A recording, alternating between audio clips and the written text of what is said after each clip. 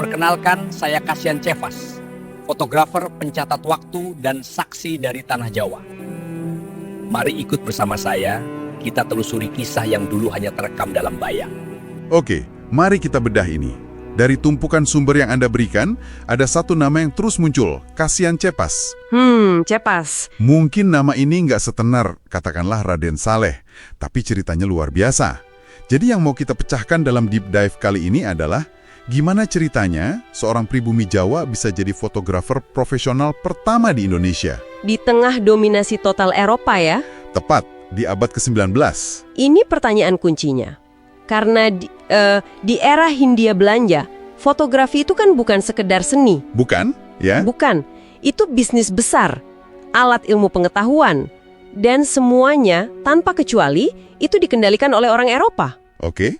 Jadi waktu Cepas mendirikan studionya sendiri di Yogyakarta tahun 1872, itu bukan hal biasa. Itu sebuah anomali berarti? Betul, dia pada dasarnya memecah monopoli cara pandang kolonial terhadap budaya Jawa, gitu. Jadi dia bukan sekedar juru foto, tapi semacam pembajak visual. Dia merekam budayanya sendiri dari sudut pandang orang dalam. Tapi gimana dia bisa menembus tembok Eropa itu? Apa sih rahasianya? Nah, rahasianya itu ada di identitasnya yang unik. Sumber-sumber ini nyebutnya identitas hibrida. Hibrida? Maksudnya? Di satu sisi, dia orang Jawa asli, paham banget adat dan etiket keraton. Tapi di sisi lain, pada usia 15 tahun, ia dibaptis jadi Kristen Protestan dan mengadopsi nama Cepas. Identitas ganda inilah yang jadi kekuatannya. Saya paham. Jadi identitasnya itu bukan sekedar label, tapi semacam kunci pas gitu ya, yang bisa membuka dua pintu berbeda. Tepat, pintu keraton di satu sisi dan pintu dunia Eropa di sisi lain.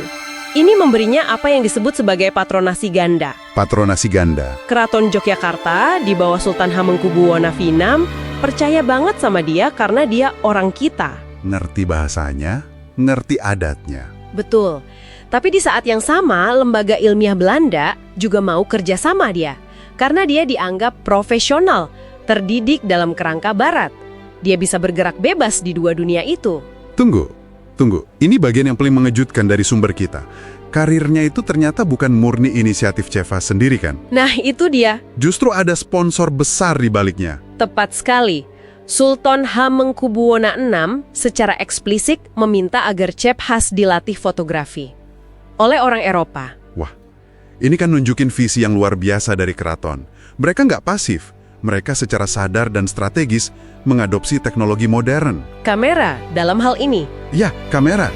Untuk mengelawat citra mereka, melestarikan tradisi, dan menegaskan status kebangsawanan mereka di hadapan Belanda. Dan itu kelihatan banget di hasil fotonya ya. Ada satu detail teknis di sumber ini yang menurut saya jenius. Anda pasti merujuk soal cara dia memotret para bangsawan perempuan. Betul. Saat motret istri dan kerabat perempuan sultan, tujuannya itu bukan nangkap senyum atau ekspresi spontan. Tujuannya menangkap martabat. Status sosialnya. Makanya ia sering motret mereka dari sudut 45 derajat, bukan lurus dari depan. Kenapa begitu?